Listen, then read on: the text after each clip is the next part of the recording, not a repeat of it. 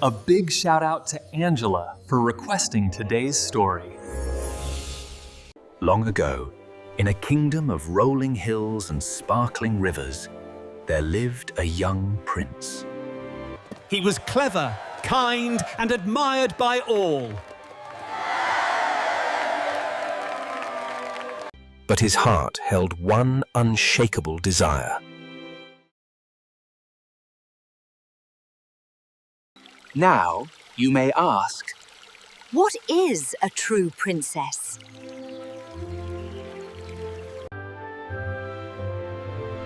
Surely all princesses wear crowns and gowns.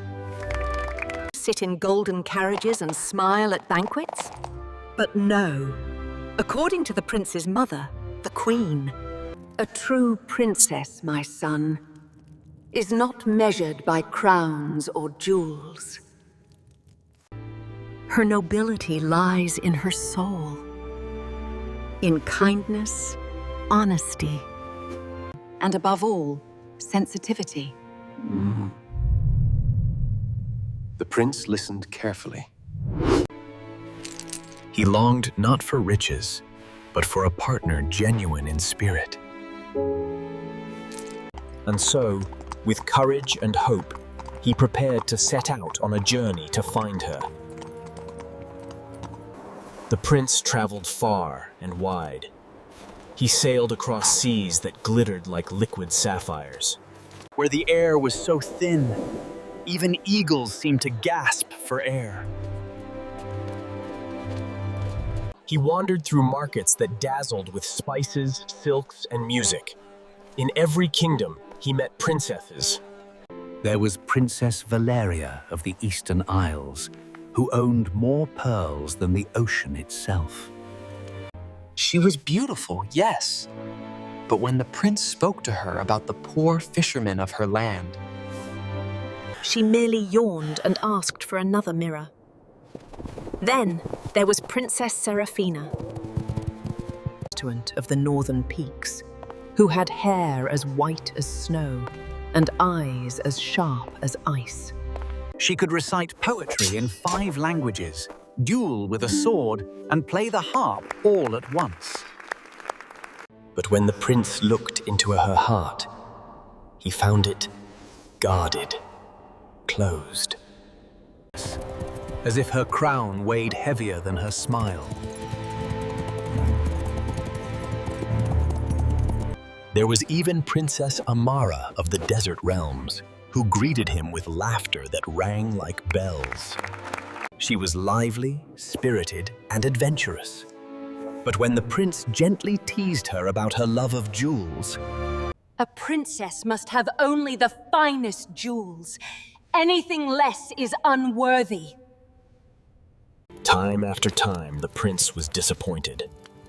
Perhaps no true princess remained in the world. He returned home to his kingdom.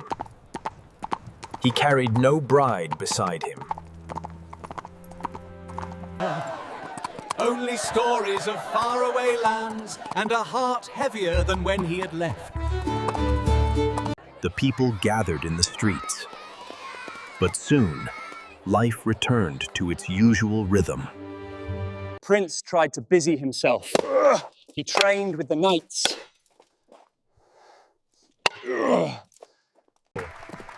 He rode his horse across the countryside. He even listened to musicians play in the great hall. But in quiet moments, he gazed out of his window at the horizon. The queen watched him with motherly concern. She was a wise woman. And though she didn't press him, she knew his heart longed for something more. And so, life drifted along until one stormy night. Listening to the storm batter the castle walls.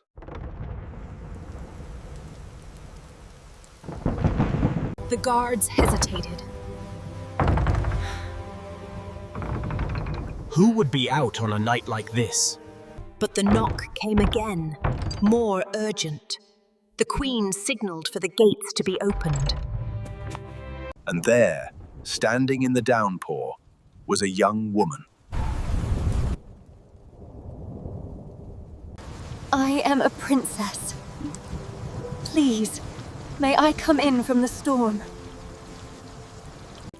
Her name was Princess Alara.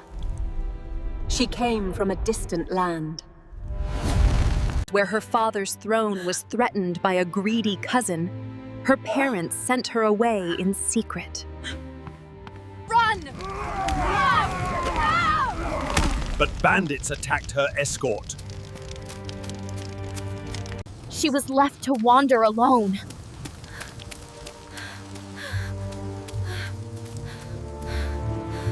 Until fate and the storm led her to the prince's castle.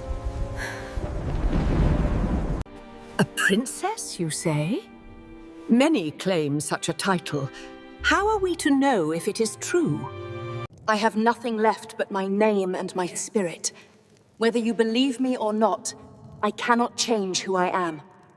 That night, the queen devised a test. Place one small pea upon the bedstead. Over it, stack 20 mattresses.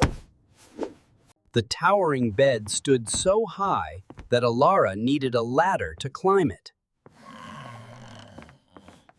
Sleep well, my dear. Alara thanked her, weary beyond words. And tried to rest, but no matter how she turned, something sharp pressed into her side all night long. Alara tossed and turned. She sighed. By dawn, her eyes were shadowed with fatigue. How did you sleep, my dear? Honestly, Mother, I barely slept a wink. My neck is killing me. Oh, terribly. There was something hard in that bed. I could scarcely close my eyes all night. The prince and queen exchanged a knowing look. The test had worked. Only a true princess, refined in spirit, could feel a pea beneath 20 mattresses and 20 feather beds. The prince's heart leaped at Alara's honesty. She had spoken the truth with quiet dignity. In her eyes, he saw courage, kindness, and sincerity. The treasures he had sought across the world. In time, the prince and Princess Alara fell deeply in love. They laughed together, walked the gardens, and shared stories by the fire. The queen gave her blessing, proud her son had found not just any princess, but a true one. Princess Alara sent word to her parents.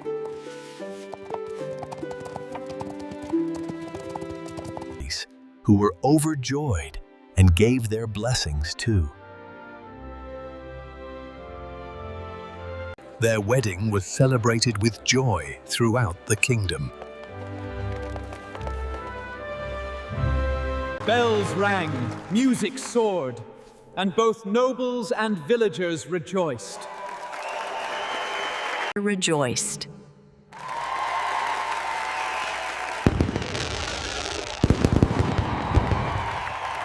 And the pea? It was kept in a glass case in the royal treasury, a reminder for generations to come. And so the tale spread, teaching that true nobility lies not in crowns or riches, but in the heart and spirit. The Prince and Princess Alara, having found one another at last, lived happily ever after.